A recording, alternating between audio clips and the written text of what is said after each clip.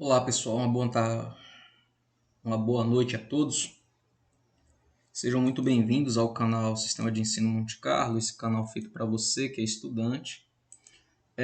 Antes de mais nada, desejar um Feliz Natal a todos, né?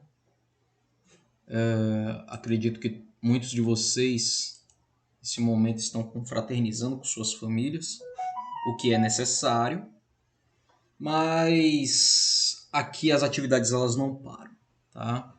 Então a todos um Feliz Natal. E vamos dar prosseguimento aqui ao nosso trabalho, onde estamos fazendo a análise do livro O Queijo e os Vermes, do Carlos Ginzburg, né? E hoje nós vamos tratar o capítulo 7, cujo título Uma Sociedade Arcaica. Se você por acaso caiu de paraquedas aqui, eu tenho separado uma playlist com os capítulos anteriores, né? Então já aproveita aí para maratonar, para você ter uma noção do que é que se trata, certo? Para a gente não estender muito aqui. Então, gente, finalizamos o capítulo anterior, capítulo 6, quando Menóquio ele falava sobre um mundo novo e sobre um novo modo de viver, né? Mas sobre isso aí nós vamos entrar em mais detalhes, ainda vamos tratar desses dois termos, que tem muito a ver com as grandes navegações, um pouco mais para adiante. Tá? Porque hoje nós vamos entender, é, antes de mais nada, de que forma o modo que Menóquio, esse moleiro que vivia em Friuli, ele exprimia essas ideias, né? As ideias ao qual ele está debatendo com os juízes do Santo Ofício, do Tribunal da Santa Inquisição. Então, de onde vinham essas ideias? É, em quem ele se inspirava? Quais os livros que ele lia? De que forma ele lia? De que maneira ele interpretava? E o nosso ponto de partida é entender o contexto social da Friuli do tempo de Menóquio, né? Então, é uma Friuli que no século XVI, no final do século XVI, era uma sociedade com características profundamente arcaicas. As grandes famílias da nobreza feudal ainda preponderavam na região. Instituições como a chamada servidão de mesnada tinha sido conservada até o século anterior por muito mais tempo, porque ela já havia sido extinta nas regiões vizinhas. O antigo parlamento medieval mantivera as próprias funções legislativas, mesmo estando o poder efetivo nas mãos dos lugares tenentes venezianos já há algum tempo. Na verdade, a dominação de Veneza, iniciada em 1420, tinha deixado, na medida do possível, as coisas como eram antes. A única preocupação dos venezianos havia sido criar um equilíbrio de força tal que neutralizasse as tendências subversivas por parte da nobreza feudal. No princípio do século XVI, os conflitos no interior da nobreza tinham se agravado. Foram criados ali dois partidos, o Zamberlani, favorável a Veneza, reunidos em torno de Antônio Savargunan. Esse mesmo Savargunan ele morreria como traidor no Império. E o outro partido era os Strumieri, que eram hostis à Veneza, liderados pela família dos Torreggiani. Devido às disputas políticas entre facções nobres, teve início um violento conflito de classes. Era 1508, o nobre Francisco de Strassoldo, num discurso no parlamento, advertia que em várias localidades de Friuli os camponeses faziam reuniões secretas, algumas agrupando até 2.000 pessoas, nas quais, entre outras coisas, se diziam algumas nefandas e diabólicas palavras de ordem, como cortar em pedacinhos padres, homens de bem, castelãos e cidadãos, ameaçando fazer uma véspera siciliana e muitas outras palavras sujíssimas.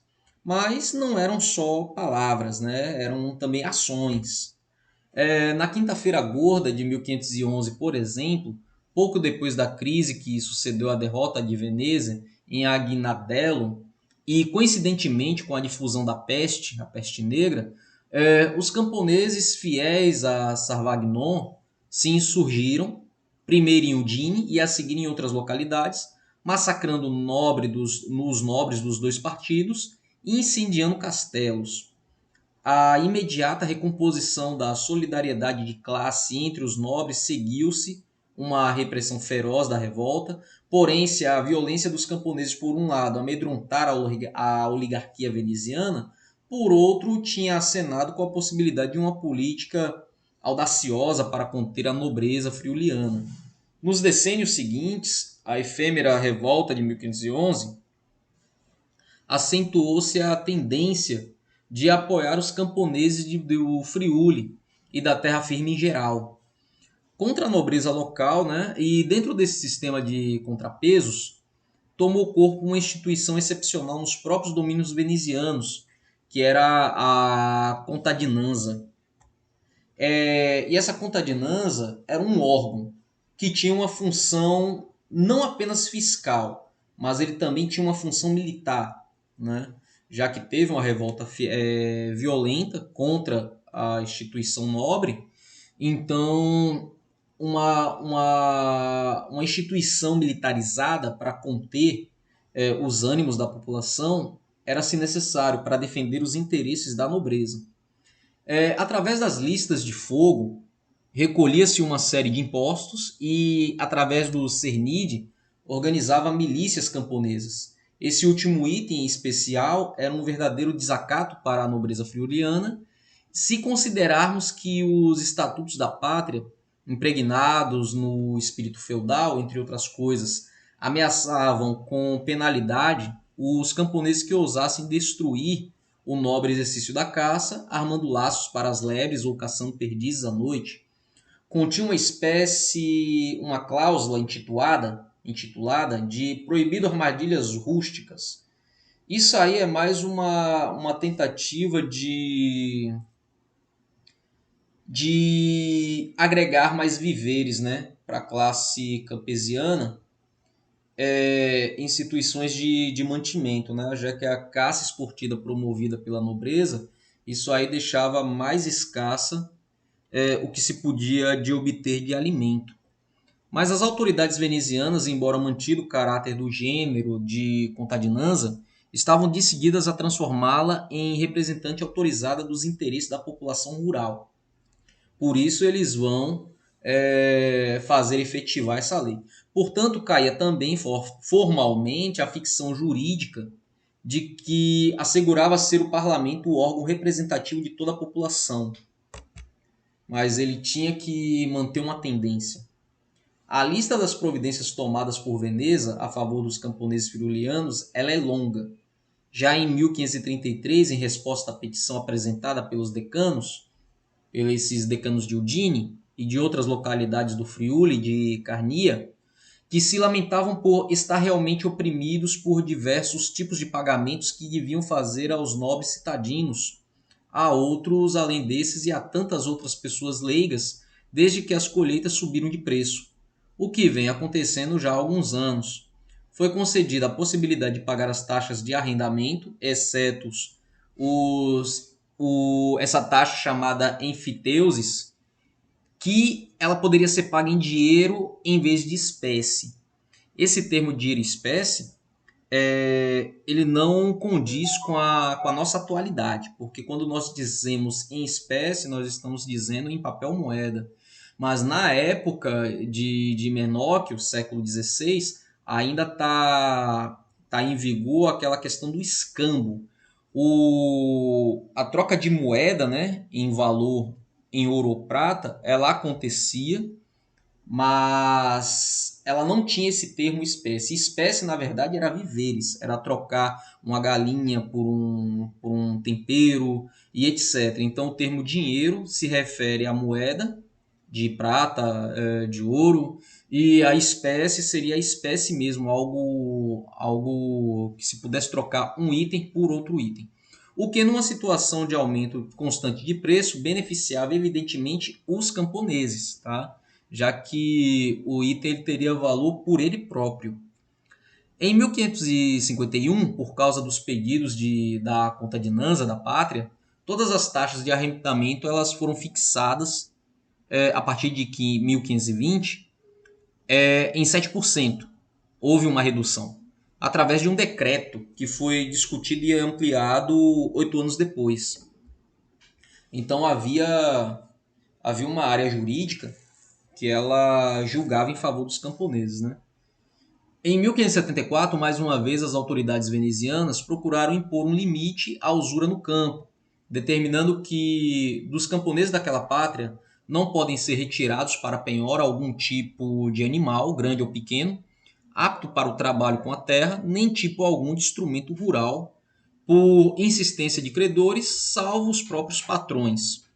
Além disso, para aliviar a condição dos pobres camponeses, dos quais safras são arrancadas pela avidez dos credores, que lhes forneciam várias mercadorias a crédito, antes mesmo que as colheitas tenham sido ceifadas e quando os preços atingiam o valor mais baixo do ano. Decretava-se que os credores poderiam exigir a sua parte somente depois de 5 de agosto.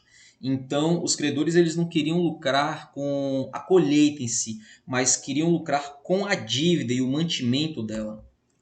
Tais concessões, que pretendiam, sobretudo, manter sob o controle as tensões latentes no campo, criavam ao mesmo tempo uma relação de solidariedade entre os camponeses e o poder veneziano, em oposição à nobreza local. Diante da progressiva redução das taxas de arrendamento, a nobreza tentou transformar as taxas em aluguéis simples e num tipo de contrato que piorava evidentemente a condição dos camponeses. Tal tendência generalizada durante esse período deve ter encontrado sérios obstáculos em Friuli, em especial obstáculos demográficos, porque quando os braços não são suficientes, é difícil chegar a pactos agrários favoráveis aos proprietários. Porque em um século, entre meados do século XVI e meados do século XVII, ou por causa das frequentes epidemias, ou pela intensificação da imigração, principalmente em direção à Veneza, a população total de Friuli ela foi diminuindo. Os relatórios dos lugares tenentes de Veneza do período insistem na miséria dos camponeses. Tem um relato que diz: suspendi todas as execuções de dívida particulares até o fim da colheita. Escrevia Daniele Priuri em 1573, afirmando que até os vestidos das mulheres, tendo ao lado seus filhos, lhe eram arrancados, bem como as fechaduras das portas, coisa ímpia e desumana. Carlos Corneiro, em 1587, frisava o poder natural da pátria, a pobreza natural da pátria, muito estéril, porque em parte montanhosa, pedregosa nas planícies e exposta a frequentes inundações e danos das tempestades, que são muito comuns na região, e ele conclui: assim sendo, se os nobres não possuem grandes riquezas, os camponeses eles são paupérrimos por consequência. No final do século XVI, Stefano Viaro traçava um quadro de decadência e desolação. Há alguns anos, a assim chamada pátria se apresenta totalmente destruída. Não se encontra vila que não esteja com 2/3 ou mesmo 3/4 de suas casas arruinadas, desabitadas. Pouco menos da metade das suas terras são improdutivas, o que de fato é de se lamentar muito, já que desse modo a cada dia declinará mais, com seus habitantes tendo que partir por necessidade, como já estão fazendo, e ali ficarão apenas os súditos miseráveis.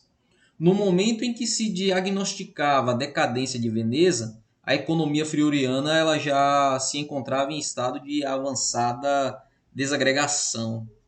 Então, era uma situação que estava insustentável e, por isso, além de toda a carga intelectual de Menóquio, as suas críticas tão severas contra o sistema da época, tá?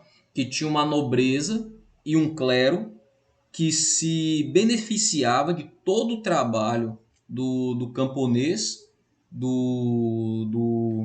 dessa base do feudalismo, né? Que a própria base ela se encontrava em perfeita miséria. Turma, essa foi nossa videoaula de hoje. Espero que tenha sido rica e instrutiva para todos vocês. continuem com a gente. Se foi útil e interessante para você, considere se tornar inscrito do canal. Um ótimo Natal a todos, fiquem todos bem e até uma próxima.